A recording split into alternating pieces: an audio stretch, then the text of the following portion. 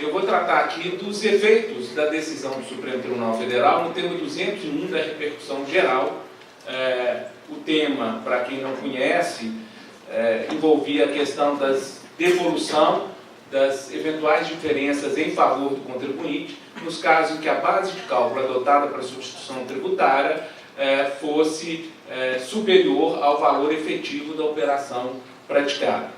Então, afirmou-se na decisão do Supremo Tribunal Federal ser, que eu leio o tema, como ficou definido, devida à restituição da diferença do imposto sobre circulação de mercadorias e serviços pago a mais no regime de substituição tributária para frente, se a base de cálculo efetiva da operação for inferior à presumida. Foi uma decisão tomada depois de muitos anos, mudando a jurisprudência do Supremo Tribunal Federal, que até aquele momento não reconhecia o direito a essa restituição, e foi uma decisão formada por uma maioria bem sólida hoje no Supremo, foram 8 votos a 3, Dentre os 3 votos vencidos, o saudoso ministro Teori Zavascki, ministro Gilmar Mendes e ministro Dias Toffoli.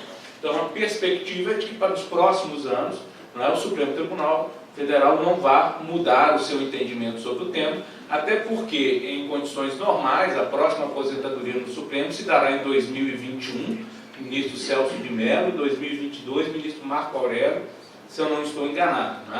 Então, a perspectiva é de que esse entendimento prevaleça. E, nesse contexto, é que vem diversas questões que antes não foram discutidas, ou não foram discutidas com a devida abrangência, porque a discussão, durante esses 30 anos de vigência da Constituição Federal, ficou presa à questão de ter ou não direito à restituição, ser ou não ser definitiva a base de cálculo da tributação. Bom, o Supremo julgou inconstitucional a legislação mineira, que previa o caráter definitivo da base de cálculo do ICMS na substituição tributária. Aí os dispositivos declarados inconstitucionais de Minas Gerais, houve um erro material aí na decisão do Supremo, porque o Supremo fez referência ao dispositivo da Lei Estadual 6763 e fez também menção ao dispositivo, o artigo 21 do regulamento do ICMS, mas não mencionou que é do anexo 15. Mas é meramente material e não há grande repercussão nesse ponto. Bom, além disso, o Supremo fixou uma interpretação conforme a Constituição para dizer que nos casos em que a legislação previa a devolução quando não se realizasse o fato gerador presumido, entenda-se agora quando não realizar o fato gerador presumido ou quando não realizar no montante presumido também.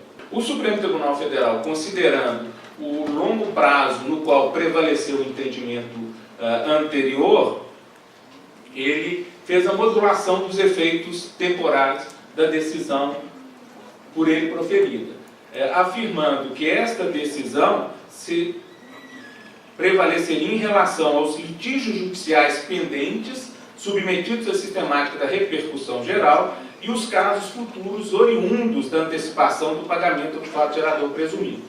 Então, não permitiu que se retroagisse o entendimento adotado em outubro de 2016 para casos anteriores, exceto aqueles casos já submetidos a litígio judicial. Esse é o cenário, e eu apenas faço uma observação aqui, são uma diferença de poucos dias, saber exatamente quanto se aplica, a partir de quanto se aplica o precedente do Supremo, no meu entendimento, a partir de 27 de outubro de 2016, dia em que se publicou no Diário Oficial a ata do julgamento realizado no dia 19 de outubro. Eu já vi no Tribunal de Justiça de Minas Gerais diversas decisões considerando como marco temporal não o dia 27, mas o dia 19 de outubro. Uma diferença aí de uma semana, de 8 dias. A repercussão vai ser pequena, acho, em termos práticos, mas fica essa uma primeira questiúnculo aí para se debater e se resolver. Bom, nesse cenário, então, eu queria destacar aqui, tentando não exceder o tempo, 4 questões processuais que me parecem mais relevantes e 2 questões de direito substancial que também me parecem relevantes. Questões essas que, volto a repetir, ficaram adormecidas ao longo desse tempo, quando discutimos se havia ou não direito à diferença. Agora há esse direito, e aí estas questões me parecem questões relevantes, e vamos ver como é que nós vamos nos comportar aí, né, nós, operadores do direito, o fisco, contribuintes, poder judiciário, diante desses temas. Bom, com relação à questão da modulação, especialmente, né, me parece aqui um primeiro ponto, que eu digo que é de menor importância, porque é um período muito curto, de 7, 8 dias aí, mas como, na minha experiência como procurador de Estado, eu constatei uma série de ações ajuizadas, eu diria apressadamente, a partir do dia 19, né, quando o Supremo proferiu a sua decisão, e logo em seguida, nos dias 20, 21, 22 de outubro. Estas ações estariam abrangidas pela decisão do Supremo Tribunal Federal? Eu entendo que não. Né? O que o Supremo Tribunal Federal quis foi resguardar aquelas ações que já haviam sido propostas, a maioria delas há muitos anos, né? E estavam ali aguardando a resolução da questão sobre repercussão geral. Por isso, a referência do Supremo Tribunal Federal a litígio judicial pendente submetido à sistemática da repercussão geral. Essas ações que foram ajuizadas apressadamente entre os dias 19 e o dia 27 de outubro, me parecem que não se encaixam nessa situação e que o Poder Judiciário não vai estender os efeitos da modulação para esses casos, e sim para aqueles casos que já se encontravam sobrestados nos tribunais do país, aguardando a resolução do Supremo Tribunal Federal. O segundo ponto, com relação às questões processuais, né, que me parece ser um primeiro ponto muito importante. A aplicação ou não da exigência feita pelo artigo 166 do Código Tributário Nacional, que todos aqui conhecem, né, e exigem nos impostos indiretos, aqueles que repercutem financeiramente, que haja comprovação de que o contribuinte que pede a restituição comprove que efetivamente suportou o ônus financeiro ou que está autorizado por quem suportou a pleitear a restituição. O professor Sacha Calmon, nosso homenageado, no livro dele, no curso dele de Direito Tributário, ele usa esse exemplo exatamente para dizer que, nesse caso, a prova já está feita. Né? O contribuinte de direito tem lá uma nota fiscal consignando uma base de cálculo superior ao valor da operação consignado no documento fiscal. Né? E aí está comprovado que ele suportou um ônus financeiro. A questão não comportaria maior discussão diante dessa prova. Né? Há problemas, porém. O Superior Tribunal de Justiça tem reiteradas decisões afirmando que não é bem assim. Né? Mencionei uma decisão aí do ministro Herman Benjamin, mas outras poderiam ser escolhidas aí. Ele afirma que aplica-se o artigo 166 do CTN, também a repetição de indébito do ICMS recolhido na sistemática de substituição tributária. E por que ele faz isso? Ele parte para considerações que eu diria de ordem econômica, contábil, né? De que nem sempre na cadeia econômica o ônus é efetivamente suportado por aquele último contribuinte, né, de direito. Especialmente quando a cadeia é mais alongada. A substituição tributária se dá em várias etapas. Né? Pode ser que, por convenção entre as partes, por ajustes comerciais, esse ônus seja transferido para outros agentes da cadeia econômica. E aí, nesse voto do ministro Herman Benjamin, que é um voto conhecido, né, eu chamo a atenção para o fato de que ele reconhece, primeiro, que a redução do preço pode ter ocorrido por diversos motivos, né, e não ter sido, então, suportado pelo último elo da corrente econômica, mas ele diz, na verdade, a dificuldade, praticamente impossibilidade, de se comprovar quem assumiu o valor, o encargo econômico do tributo indireto, ocorre em qualquer sistemática, de substituição tributária ou não.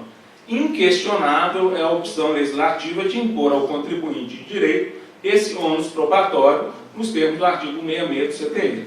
Ele até usa um argumento baseado na supremacia do interesse público, dizendo, se não se consegue provar com certeza quem suportou o ônus, que o dinheiro fica com o Estado, então.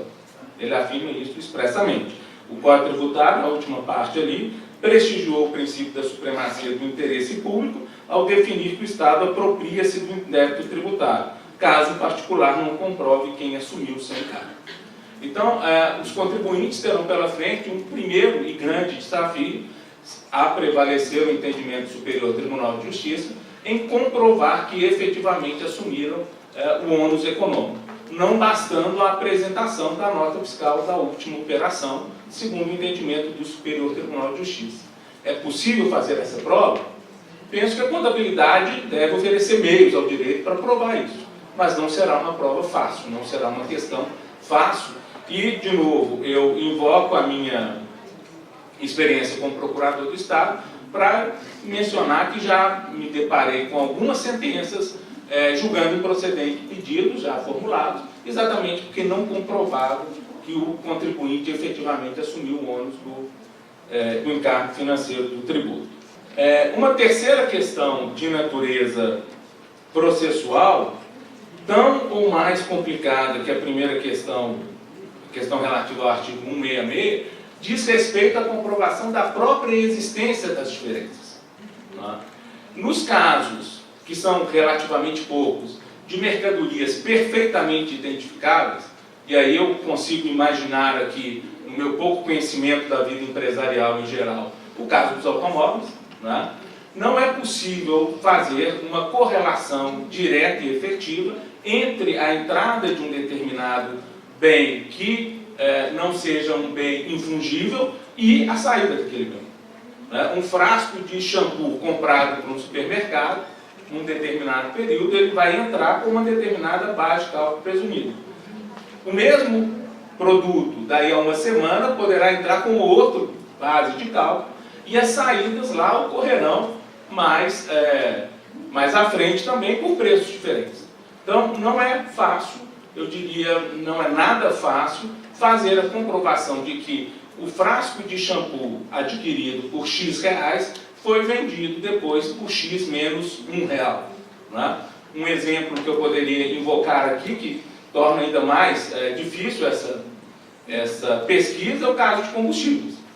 Um posto de combustível tem lá um tanque de 10 mil litros de combustíveis e semanalmente, mensalmente, ele vai recebendo estoque de combustível. A gasolina aqui no Brasil vai chegando, parece que a cada hora, com um preço diferente, pela política de preços adotados pela Petrobras, e aquela gasolina é toda misturada no tanque. E ela sai depois, é vendida. O litro que eu estou comprando ali, custou quanto ao posto de gasolina? Está sendo vendido por quanto? Não é uma tarefa fácil fazer esta comprovação. Bom, esse então é um outro grande desafio para os contribuintes. Há soluções para isso? Claro, o direito conhece, desde o direito civil, desde o direito privado, mecanismos de arbitramento. Quando você não consegue apurar o fato efetivamente ocorrido, você pode se utilizar de mecanismos de arbitramento. E a contabilidade nos fornece alguns métodos, eu mencionei aí os mais utilizados, não vou me arriscar a explicá-los em detalhes, porque a contabilidade não é a área do procurador do Estado, mas eles são métodos estimativos. Ou você considera que o primeiro item que entrou é o primeiro que saiu, é um dos métodos, ou você considera que o último que entrou é o primeiro que saiu, ou você faz uma média ponderada de preços aí. Mas em qualquer desses três casos, não há negar que estaria sendo feita uma nova presunção. Não se estaria apurando efetivamente o valor da diferença, mas usando um método alternativo para se tentar apurar essa diferença. E isso no processo judicial, por exemplo, provoca inúmeras e incontáveis questões que podem ser deduzidas por ambas as partes.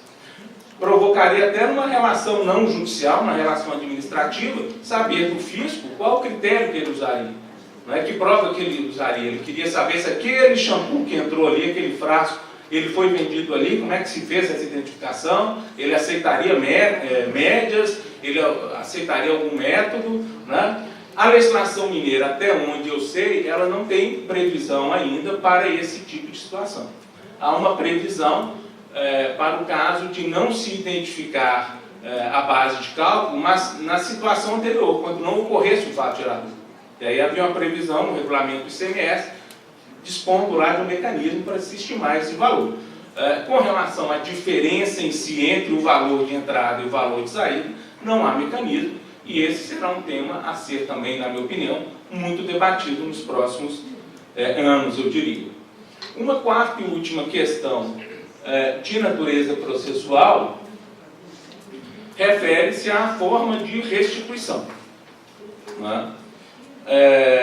A lei complementar, ela prevê lá no artigo 10, nos parágrafos, como é que se faz essa restituição. O contribuinte formula o pedido, se não houver deliberação em até 90 dias, ele se acredita em sua escrita fiscal do valor objeto, da diferença, devidamente corrigida pelos mesmos critérios aplicáveis ao tributo, e o fisco depois, se entender que não é aquele valor, ele vai fazer esse estorno, determinar o estorno e fazer a cobrança das diferenças. Né? Não é previsto, na Lei Complementar 87, a possibilidade de transferência do crédito do substituído para os substitutos, que é uma situação muito comum. Né? Em muitos e muitos casos, o substituído tem todas ou quase todas suas operações submetidas ao regime de substituição tributária e não tem como aproveitar aquele crédito. Então, o que ele faz é pedir a transferência do crédito para o substituto. Isso, processualmente, gera um outro problema. Né? Você submeter um terceiro aos efeitos de uma decisão judicial, um terceiro que não é parte. O professor Alessandro Cardoso, de Minas Gerais, num artigo publicado no Jota, ele chama atenção para isso, né? E diz que isso, em determinada situação, em determinada escala, pode provocar um colapso para os substitutos, os grandes substitutos, no Petrobras, né? Por exemplo, né? Ela ficaria, de repente, com créditos e mais créditos acumulados, sem também aproveitar isso. E ele propõe soluções baseadas na proporcionalidade, para se não poder obrigar o substituto a receber mais crédito do que aquilo que ele pode aproveitar a cada mês. Né? E, como um fator complicador dessa questão, nós temos um entendimento do Superior Tribunal de Justiça, né, de que essa transferência de crédito não pode ser imposta ao substituto tributário com argumentos de natureza processual. Ele não é parte na ação, ele não pode sofrer os efeitos da decisão. Isso provocará, então, um dilema de o contribuinte que, eventualmente, pretenda o reconhecimento judicial do direito à transferência, de colocar no polo passivo da ação o seu substituto tributário, para que, então, ele possa sofrer os efeitos da decisão judicial. São esses 4 pontos de direito processual que eu gostaria de chamar a atenção. E agora, 2 aspectos também, muito rapidamente, em razão de respeitar o tempo, de natureza material, que eu chamei aqui de natureza material. Uma primeira providência, um primeiro caso, seria a possibilidade de também o Estado exigir do contribuinte o pagamento da diferença quando o valor efetivo da operação for superior ao valor presumido, adotado para a substituição tributária.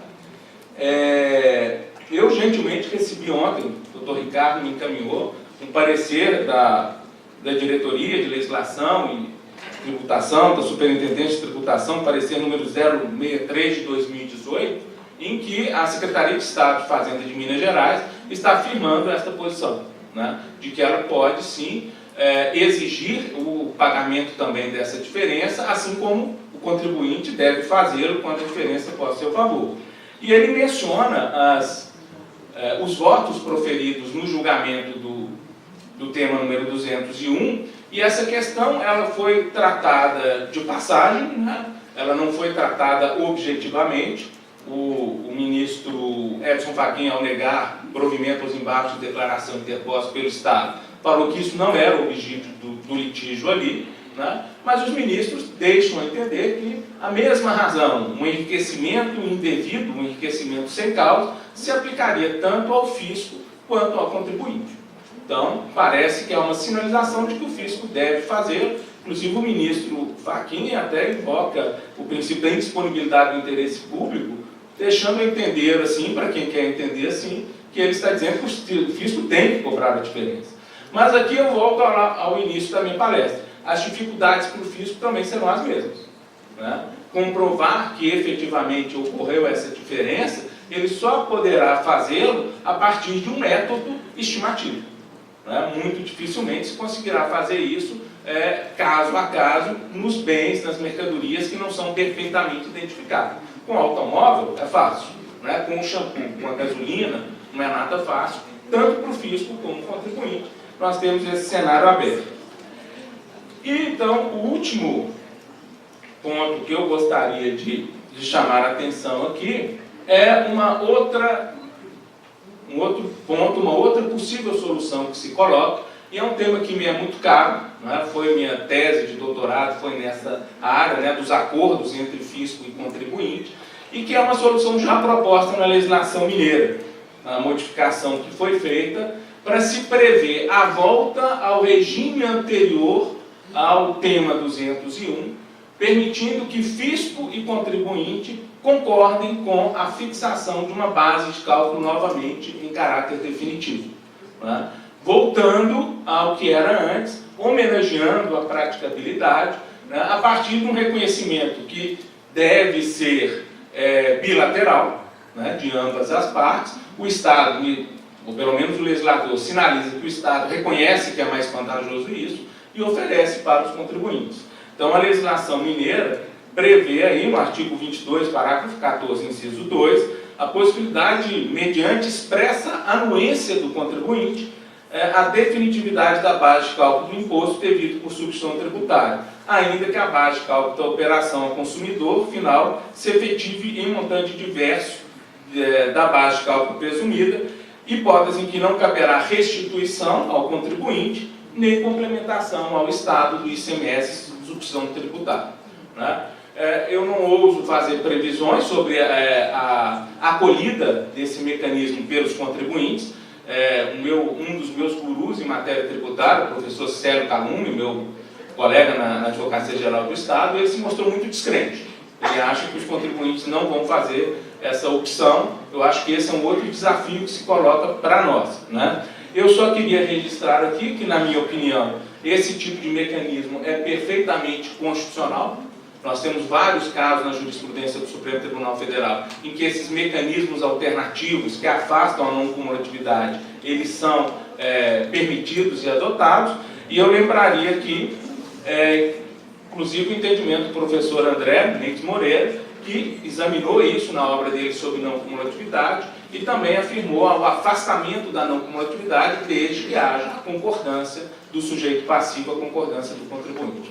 Já excedido o meu tempo, eu agradeço mais uma vez a honra de participar, reiterar a minha satisfação de participar especialmente de um congresso que homenageia meu orientador no mestrado, meu professor na graduação, professor Sacha Calmon, e encerro invocando aqui o nosso Clube da Esquina, né, para dizer que essa questão me lembra a canção Encontros e Despedidas, em que se afirma que o trem que chega é o mesmo trem da partida. Resolvida a questão da diferença de base de cálculo, o trem da chegada não resolveu muita coisa. Agora nós temos outros trens partindo com muitas questões a serem resolvidas para o futuro. Muito obrigado.